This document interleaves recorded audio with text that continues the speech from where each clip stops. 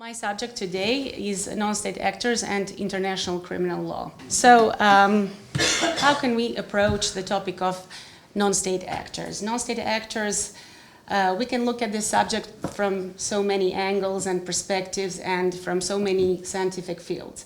But my task today, my goal today is to try to explain the legal position of certain category of non-state actors from a public international law perspective and see how certain non-state actors from my presentation fit or do not fit in the international legal framework, criminal law framework.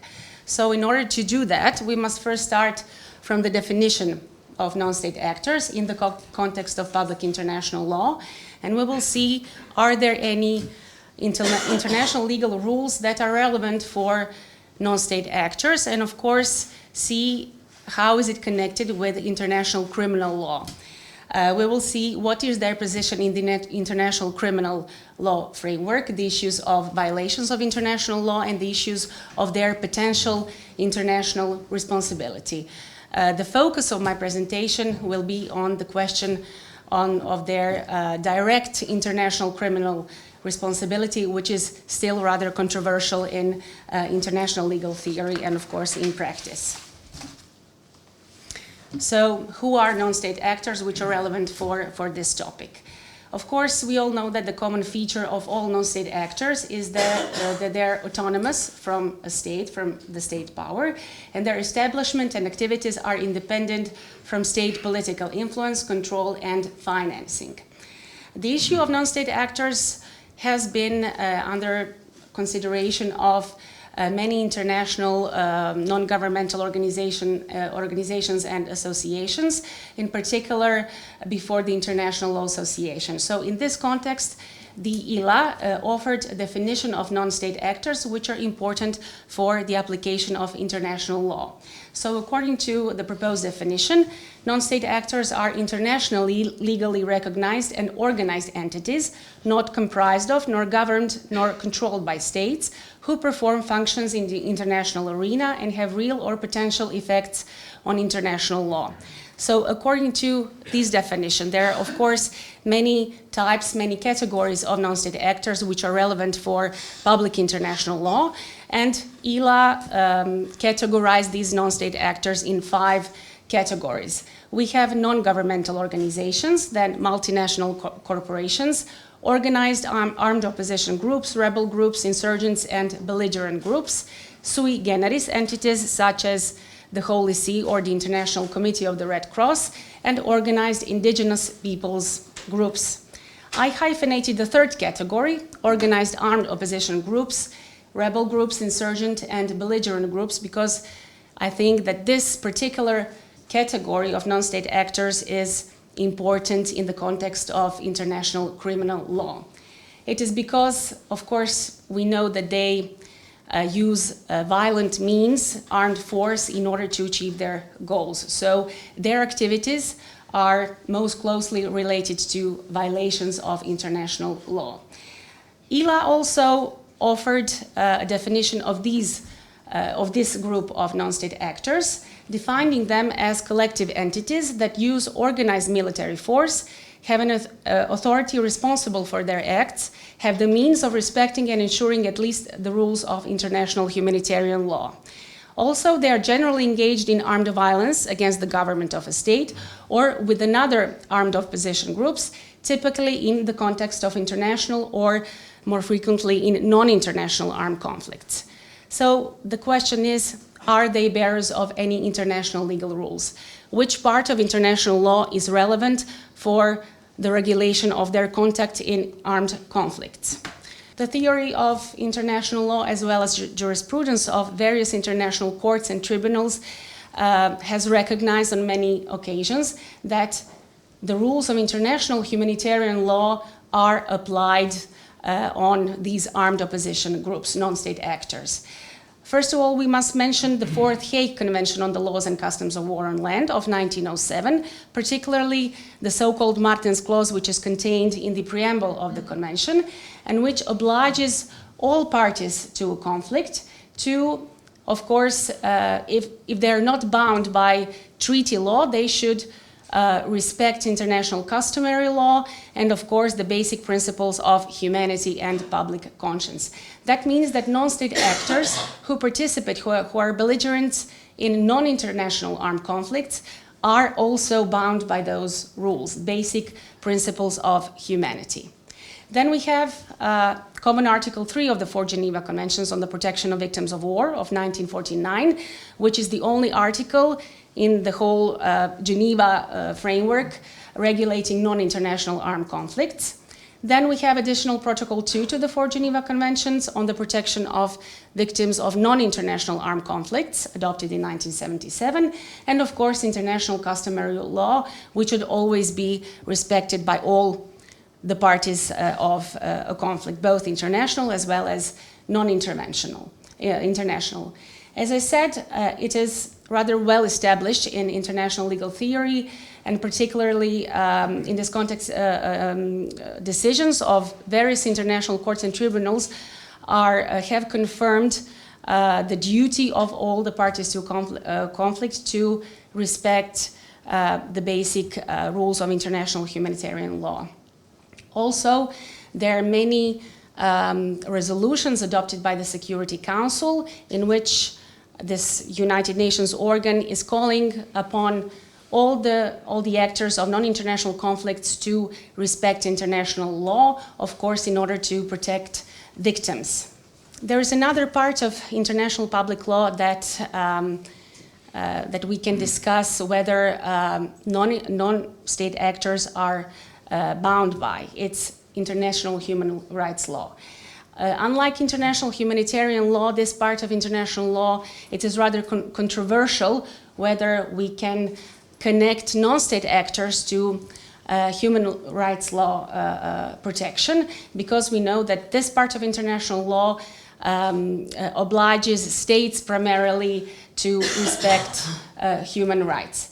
However, in my opinion, as well as many other scholars, human rights law also refers to certain particular non-state actors who exercise de facto control on a part of a state territory, which means that they are in a capacity and de facto exercise a certain level of legal order on a piece of territory. So that might be the basis for them to be bound by human rights law. In this context, I will also emphasize how resolutions adopted by the Security Council are, because the Security Council also frequently warns non-state actors, armed opposition groups, also to respect human rights. There are many different theories on the legal ground how and why non-state actors are also bound by these rules of international law, but I will only mention that there are examples of agreements concluded by non-state actors, and on the one hand, and on the other, the government of a state, or between various non-state actors, various armed groups, that of course regulate certain issues on the conduct of warfare, or these are peace agreements and so on. In these agreements, non-state actors voluntarily bound themselves with those rules. So they say that they will follow the basic rules of international humanitarian law in a particular armed conflict. There are also examples of unilateral declarations, unilateral statements given by non-state actors, particularly under the auspices of certain international non-governmental organizations, such as, for example, the Geneva Call, that is very actively engaged in calling non-state actors, armed groups, insurgent groups, trying to educate them about international humanitarian law and educate them about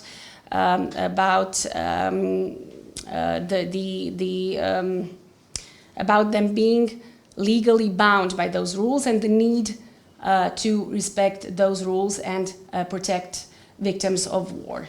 So the key question in this little research is, are armed opposition groups as groups responsible for violations of the aforementioned international legal rules? Can they be held accountable for international crimes such as war crimes, genocide, torture, or crimes against humanity? How can we fit them into international criminal law framework? We know, of course, that criminal responsibility is primarily attributable to individuals. So in this context, we can maybe say that non-state actors are indirectly responsible for acts committed, international crimes committed by their members, if, of course, we can attribute those wrongful acts, those crimes, to a group. We can also, on the other hand, find a state responsible for international crimes and violations of international law committed by non-state actors if we can apply the rules of attribution according to international law. And we know that International Law Commission adopted the draft articles on the responsibility of states for internationally wrongful acts in 2001. According to this draft articles, there are several ways when acts of private persons or groups of private persons can be attributed to a state. Of course, it is the case when a state controls those groups in committing international crimes, or when non-state actors act under the state's instructions or directions, or if a state acknowledges the international wrongful act. But these are questions regarding the international responsibility of a state. So what about direct international responsibility of non-state actors? The diagnosis is that there is a legal lacuna in this respect of holding them directly accountable for international crimes. The problem is, of course, there is no consensus on the definition of particular category of non-state actors that are capable of committing international crimes and that which non-state actors should bear international responsibility.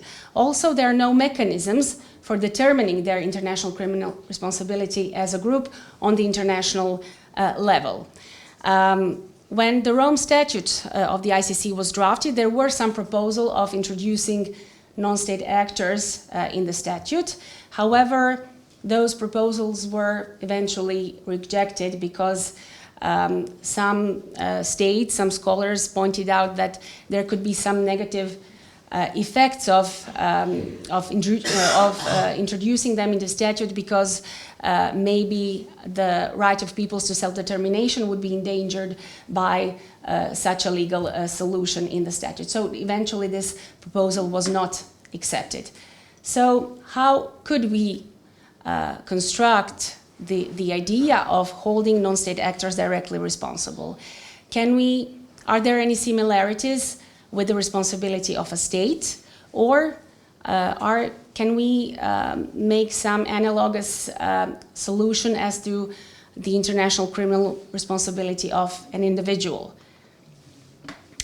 I'm among those who advocate for the direct responsibility of non-state actors, because there are many violations of international humanitarian law in non-international armed conflicts. There are so many victims, and I think that the whole international criminal legal framework cannot be fully satisfied. The goals of international criminal justice cannot be satisfied if we only look at international criminal responsibility of an individual. We will see in which situation is it particularly important for certain groups to be held responsible.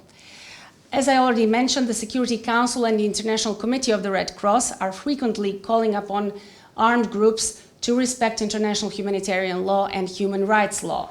We also have quite a rich jurisprudence of international criminal tribunals, such as the ICTY, ICTR, the ICC, as well as some decisions which are very important that were adopted by the International Court of Justice.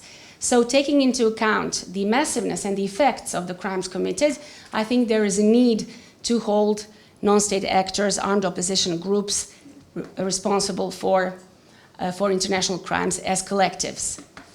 So, first of all, in order to complement the framework of the international criminal justice, it is necessary to define the legal basis for their international responsibility, particularly in cases where these groups have an organized structure, where their members are subjected to military command, where their acts are collectively pursued as part of the ideology or policy of the group, where their members benefit from the membership of the group, and of course in cases where they commit massive systematic crimes. So of course it is not possible to put all various different kinds of non-state actors in the same position, in one bucket, but we can and it should be, I think, discussed which non-state actors, which groups should be held responsible for committing the most serious international crimes.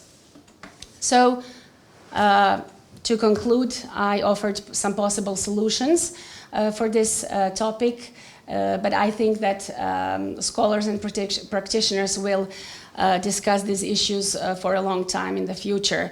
So the first thing is to try to define specific features of non-state actors that are capable of violating international legal rules, which constitute international crimes. Then it is necessary to define the legal basis for their responsibility and, of course, the prerequisites for the attribution of certain conduct to the group. Maybe there's a chance to consider expanding the mandate and competence of the International Criminal Court, or establish another suitable international forum for the determination of their international responsibility.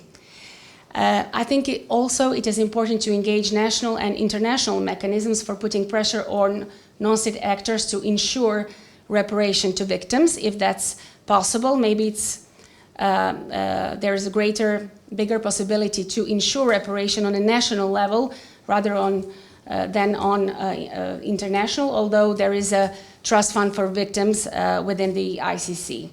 Of course, the jurisprudence of the International Criminal Courts and other courts and tribunals is very valuable in explaining the role of non-state actors in the international criminal law framework.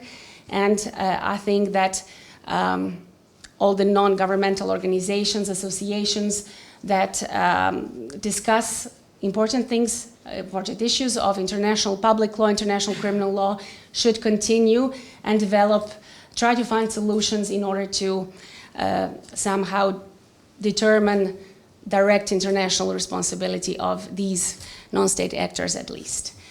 With this, I will finish my presentation, and I would like to thank you for your attention. Thank you.